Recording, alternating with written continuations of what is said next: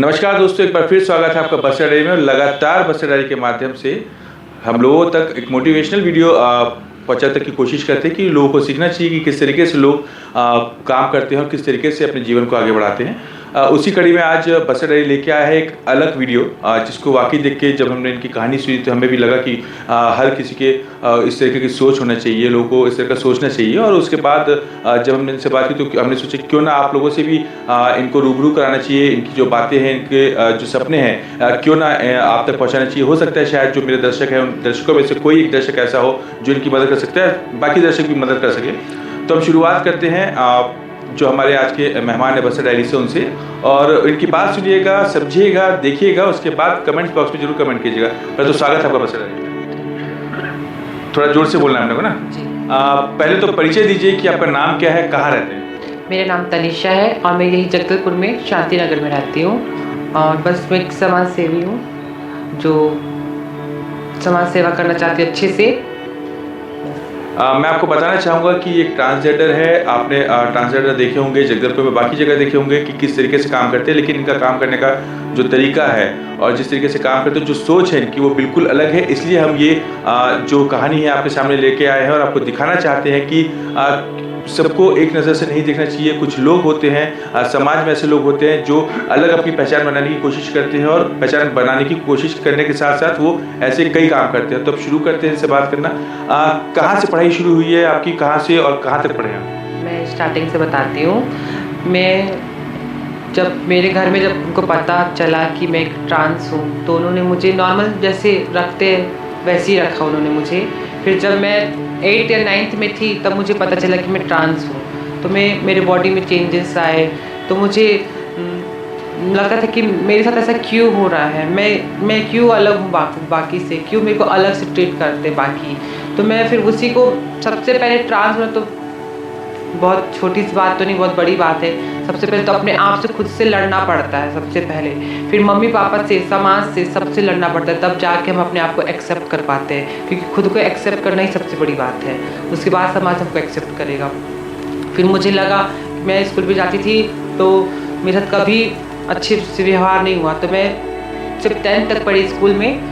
फिर नॉर्मली घर में रही, घर में रहते रहते मेरे को यहाँ पे है ट्रांसेस जो उनके साथ मेरा बैठना उठना, उनके साथ घूमना फिरना मुझे बहुत अच्छा लगता था, क्योंकि वो मेरे जैसे हैं। मुझे लगा कि जब मैं अपने अकेली थी तो मुझे लगता था कि मैं अकेली उस दुनिया में, मेरे जैसा कोई नहीं है। तो मैं बहुत रोती थी। फिर मुझे जब मैं किसी से मिली तो मेरे को लगा नहीं, मैं अकेली नहीं हूँ, मेरे साथ और भी है, यहाँ पे है। तो उनके साथ रहना घूमना फिरना अच्छा लगता था मुझे। उनके साथ रहते रहते फिर जो लोग करते थे, जो काम करते थे, जो भी करते थे, तो मुझे लगता था कि मेरे को इनके लिए भी कुछ करना पड़ेगा और मुझे खुद के लिए भी अच्छा से कुछ करना पड़ता कि लोग हमारे लिए अच्छा सोचे। क्योंकि समाज में हमारे लिए कोई इज्जत नहीं है, कोई वैल्यू नहीं है, कोई हमारे लिए अच्छा नहीं सोचता। तो मैं वही सोचती थी। फिर मैं ले दे के 12th का पास की। एक संस्था है जिन्होंने मुझे हेल्प किया आगे पढ़ाई करने के लिए, और मेरा हर एक छोटी मोटी बातों में भी हेल्प करते हैं वो हमेशा।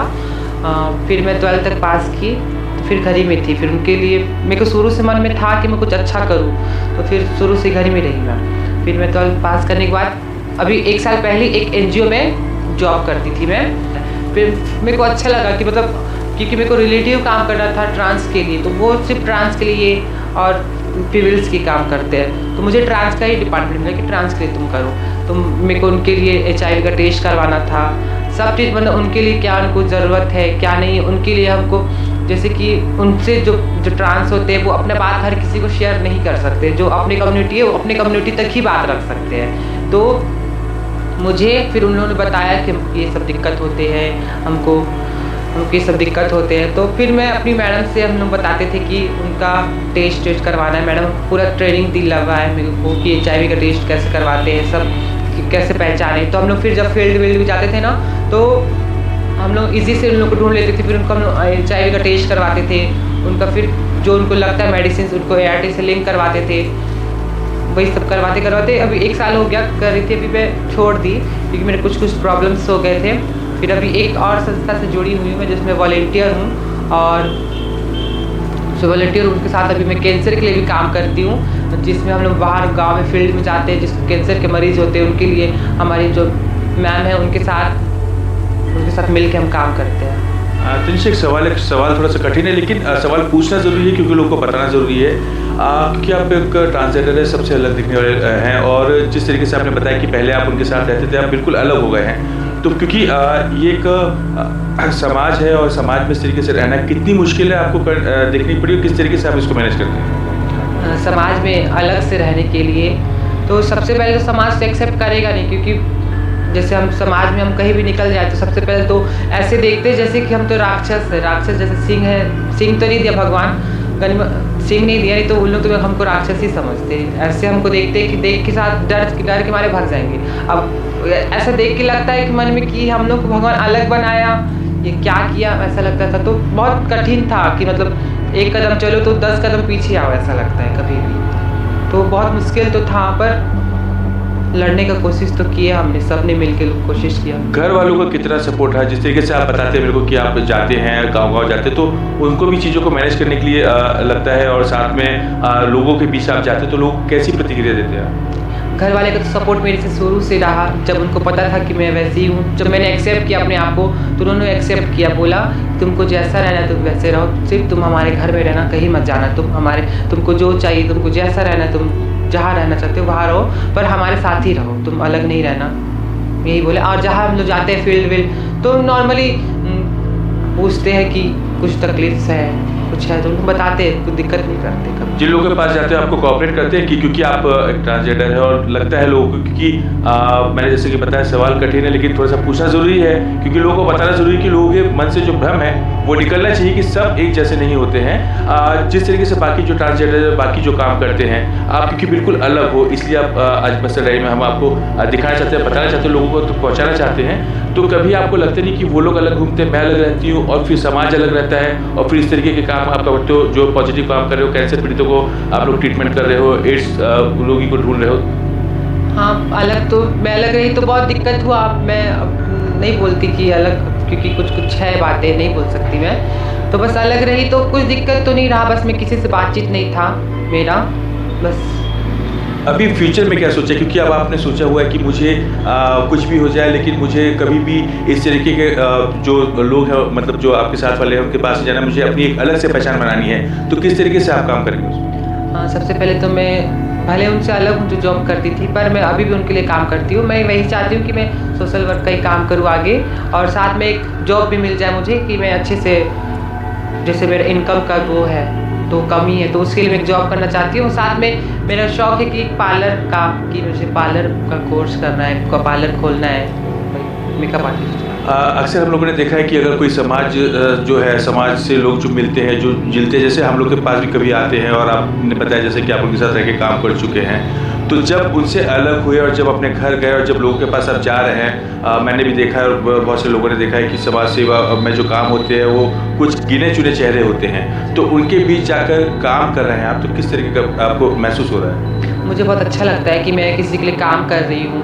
कि मतलब मेरे ज़रिए किसी का हेल्प हो रहा है। अच्छा लगता है कि सोच के कि मेरे हाथों से कुछ काम हो रहा है। और अलग हुई तो मैं तो शुरू से घर ही में रही, बस आना जाना था मेरे उनके साथ, पर उनका भी सपोर्ट रहा है, वैसा नहीं कि नहीं रहा, उनका भी सपोर्ट हमेशा रहा कि तुम अलग करना चाहते हो, तुम अलग करो, तुम्हारे साथ हम हैं। सोच कैसे बनी है कि मैं बिल्कुल अलग रहकर और समाज के लिए काम करूंगी, और जो मरीज है उनके लिए काम? जैसे स्टार्टिंग में उनके साथ मैं रही तो मैं देखी थी उनका काम क्या था, काम क्या था, तो मुझे लगता था कि ये सब के लिए मैं नहीं बनी हूँ। भगवान ने मेरे हाथ दिए, पैर दिए, सही सलामत बनाया मेरे को, बस एक कमी दे दिया कि मैं ट्रांस हो गई, बाकी तो सब शरीर हाथ पैर सलामत ही दिया मुझे। तो मैं चाहती थी कि मैं कुछ अलग करूँ, इनके जैसा ना करूँ, कि इनके साथ रह के भी मैं अलग करना चाहती थी। इसलिए मेरे को सोच आया कि जब भगवान मेरे को नॉर्मल बनाया ही है, तो बस थोड़ा सा एक मिस्टेक दे दिया, तो मैं अपने साथ गलत क्यों ना होने दूँ, इसलिए मैं अलग ही कुछ करना चाहती थी। इसलिए मैं उसी समय से सोच आया था कि मैं अलग करूँ कुछ। अब क्योंकि आप समाज सेवा भी कर रहे हैं और एक अलग से आपका एक एम है, तो क्योंकि लोग मदद करने के लिए आते हैं लोग आपको? हाँ, आते हैं। किस तरीके के, मतलब क्या बोलते हैं आपको? मैम ही बोलते हैं नॉर्मली। मदद किस तरीके से करते हैं? मदद जैसे मुझे कुछ मदद मतलब कि जैसे आप जाते हैं, फील्ड में जाते हैं, अब अकेले जा रहे हैं या किसी लोग के साथ जा रहे हैं, कोई लोग मिलते होंगे तो आपसे पूछते तो होंगे, बात तो करते होंगे आप? हाँ, पूछते कि तुम कहाँ जा रहे हो, मैं बताती हूँ यहाँ जा रही हूँ। तुम पूछते कुछ हेल्प चाहिए तो मैं बताती हूँ मुझे इस तरीके का हेल्प चाहिए, जैसे मेरे पास गाड़ी नहीं है तो गाड़ी दे देंगे, या फिर कुछ जैसे मेरे को कुछ दिखाना है कि इस टॉपिक में बात करना है, तो उस टॉपिक का मेरे पास कुछ नहीं, तो वो देते हैं और पैसे का भी हेल्प करते हैं।